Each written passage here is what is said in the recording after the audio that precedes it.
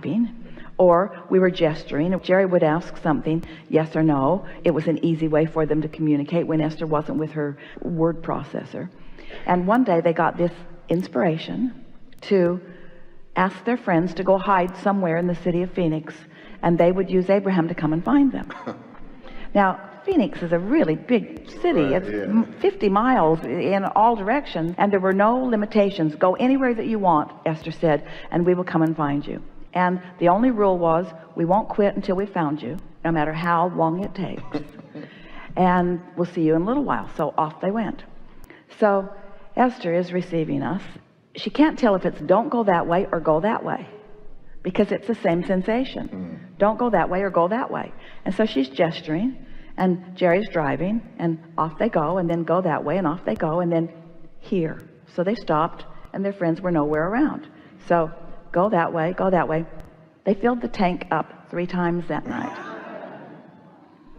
When they found their friends, and they did, they said, first we went there. And they said, oh, we were there. Our inner being told us to go over there.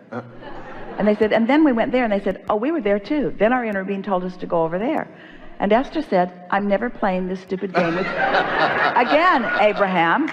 You didn't tell us that you're going to keep them moving. So what we're getting at is, this is something that's always in motion, and your inner being is always giving you the impulse that is most beneficial from where you are to where you're wanting to go. Your inner being is always giving you what it knows to be the most likelihood for you to get an impulse. But it's not going to mess with me and have the other one, then tell the other one to go somewhere. No, it's not like that. It's not like that. Well, they did with you. The whole point of that was, does Abraham know things that we don't know? Sure. That was the whole point of that. Sure. And they came away from that knowing unequivocally. And the reason we told you that story is because it's a subtle difference between don't do that and do that. And I'm finding it hard to decipher. Which that is. And so these are the breadcrumbs that we want to leave for you. The things that we think would make from where you are a little easier for you. This is not a big deal. And there's nothing risky involved here. And you can be lighter and more playful about it. And there are no requirements for you to accomplish. And there's no way of you getting it wrong.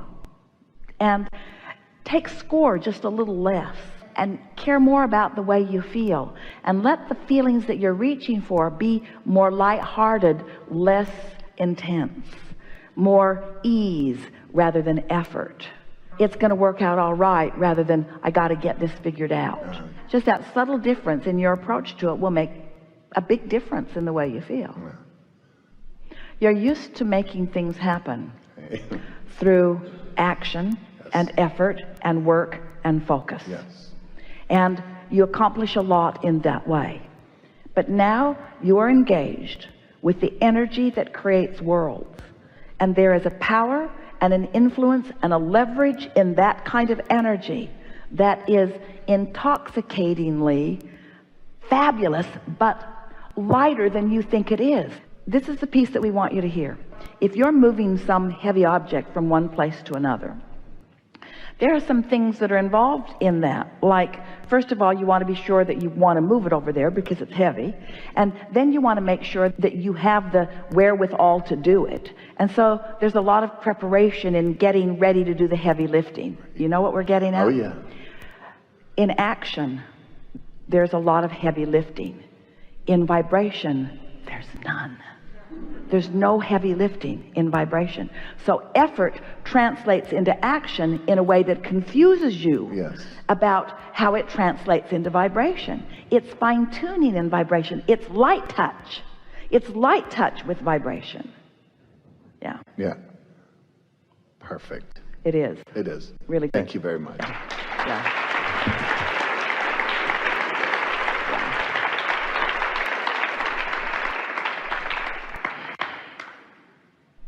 We've enjoyed this interaction more than any that has come before, because this one has been right out on the leading edge where all of us are. These are powerful nows that you are living. There's never been a time on this leading edge, and this is the leading edge, where the variety that is surrounding you has caused so much movement in your vibrational reality. The vortex, the vibrational reality that precedes your manifested world, is faster moving than it has ever been before, which means the potential for your satisfying the things that you care about is not only greater but faster in fruition, which means you are in a vehicle and you're moving more rapidly down the highway than you ever have before. And so your attention to where you are on the highway will bring you satisfaction. We don't want you to slow down, because going fast is way more fun. But we don't want you to go faster than your ability to control yourself in your environment, you see. So what's happening to you is your environment is calling you into faster and faster motion, which means faster and faster thought process, which means faster and faster manifestation, which means the potential for satisfaction is greater than it's ever been before, but the potential for some negative emotion is greater than it's ever been before. It's like a giant magnifying glass has been laid down on everything, so that whatever it is that's dominant in your vibration is having more emphasis in your experience. That's why suffering is greater and thriving is greater. That's why poverty is more and abundance is more. That's why sickness is more and wellness is more. In other words, whatever it is that you've got the vibrational habit of projecting is manifesting into your experience more rapidly. Well, what an advantage that is to those like you who now understand, and you do, what this receptive mode will yield in terms of manifestation and what this receptive mode will yield in terms of manifestation.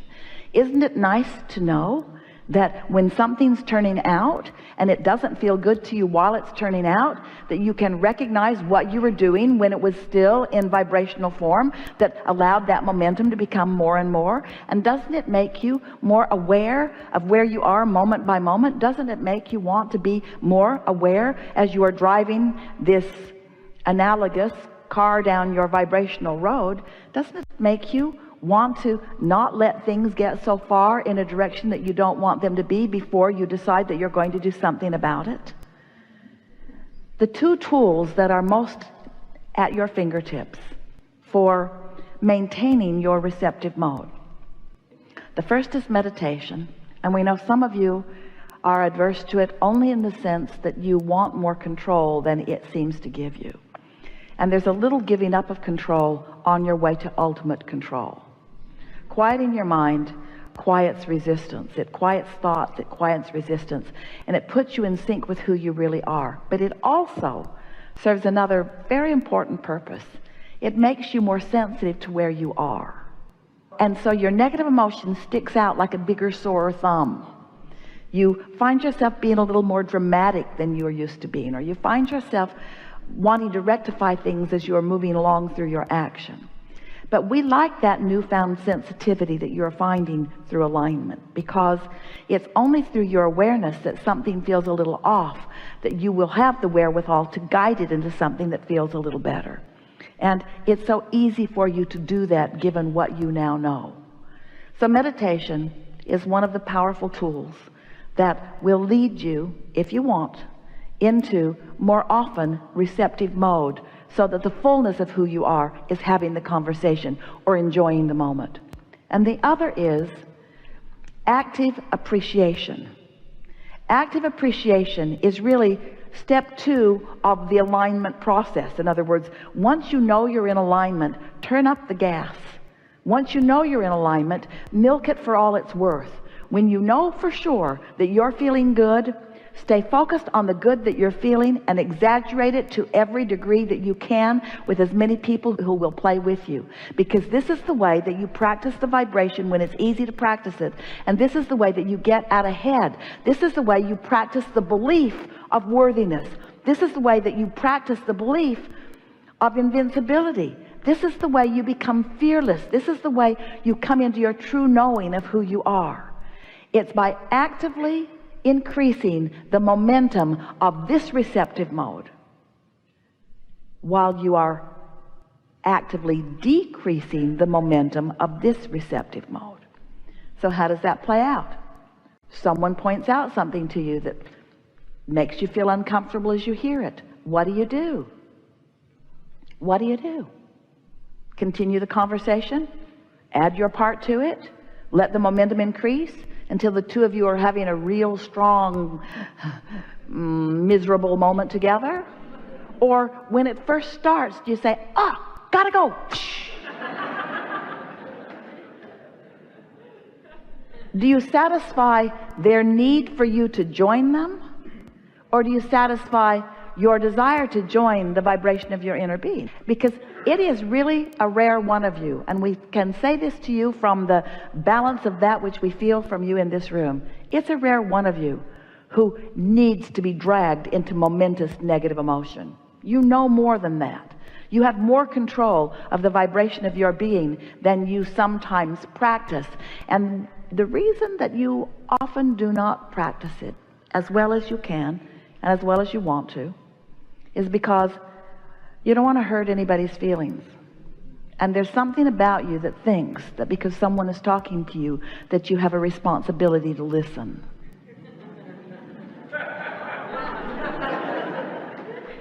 And then a further responsibility to agree with them. And then a further responsibility to find things in your own life that point out that you do actually have some pretty substantial agreement with the complaint they're making right now. And then off you go, practicing a vibration that does not allow you to be who you are or where you want to be, practicing a momentum that just leads to more of this. And often you don't realize you've even done it until it plays out into something that you don't want. Then after the fact you go, oh, I know how I got here. And we say, if you're aware of it while it's happening, it's easy for you to make an adjustment. And that really is the fun of life. It's adjusting into your power that is the fun of life. It's not adjusting into your power so that you can get things that being in adjustment with power brings you. It's not for the end result that you're looking for. It's for the sensation of being in your power. The sensation of clarity really feels better than the sensation of confusion.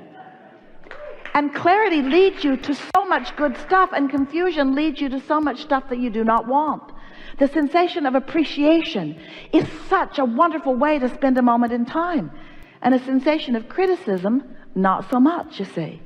And so, as you just decide that you are a good feeling person who wants to feel better, as you decide that you want to be tuned in, tapped in, turned on, not because of the results that it will bring, but because of the way it feels in the moment, because this is who you are.